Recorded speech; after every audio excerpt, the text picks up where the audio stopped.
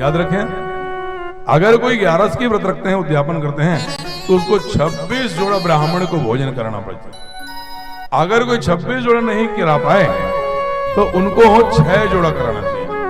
अगर 6 जोड़ा भी ना करा पाए तो उद्यापन में एक और ब्राह्मण और एक ब्राह्मणी को जरूर जोड़ा में भोजन कराना चाहिए। और कभी भी कोई मंदिर देवालय में जा करके हमको कभी भी क्या क्या क्या उद्यापन नहीं करना चाहिए। आप जैसा आपका परिस्थिति है, जैसा आपका घर का इनकम है, आप घर में छोटा रूप में सत्यनारायण की कथा कराइए, तुलसी का वृक्ष में शादी करिए और सुंदर उद्यापन करिए, हवन करिए, एक ब्राह्मण को जोड़ा में भोजन कराइए घर में। और जैसा आपका शक्ति है, दाल चावल सीधा, साड़ी ब्लाउज जो आपके पास है, छतरी चप्पल जो देना चाहते हैं वो दे करके अपना घर में ही उद्यापन करना चाहिए।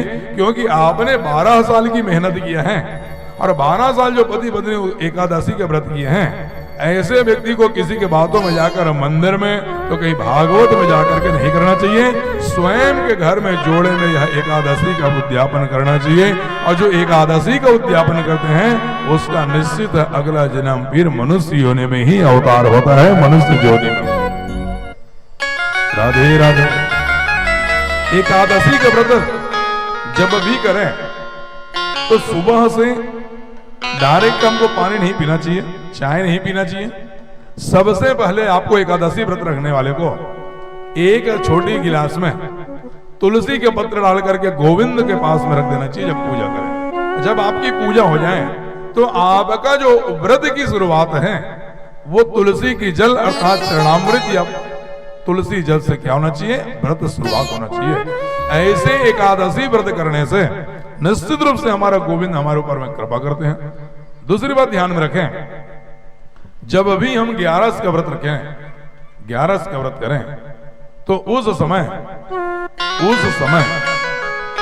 दूसरे दिन हमको तुलसी जल ही पी करके व्रत को खोलना चाहिए।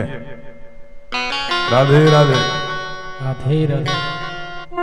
और उसके बाद में 12 तिथि के दिन चावल जरूर खाना चाहिए, तभी आपका व्रत खुलेगा। ऐसे तो हमारे गांव में आज भी नियम है कि जब तक ब्राह्मण के यहाँ सीधा नहीं पहुंचाएंगे तब तक 11 वाले फलाहारी या भोजन अर्थात कोई भी चीज नहीं करते हैं। लेकिन अगर कोई नहीं कर रहे हैं तो ये सुन लें, जरूर आपको ब्राह्मण के घर में सीधा पहुंचाना चाहिए। तुलसी जल से व्रत चालू करके तुलसी व्रत जल से ही व्रत को खोलना चाहिए। ऐसे व्यक्ति के घर में साक्षात भगवान हरि की कृपा उसके जीवन में होती है। राधे राधे। और जब भी उद्यापन करें तो घर में ही करें, किसी के बातों में हमको आना नहीं चाहिए।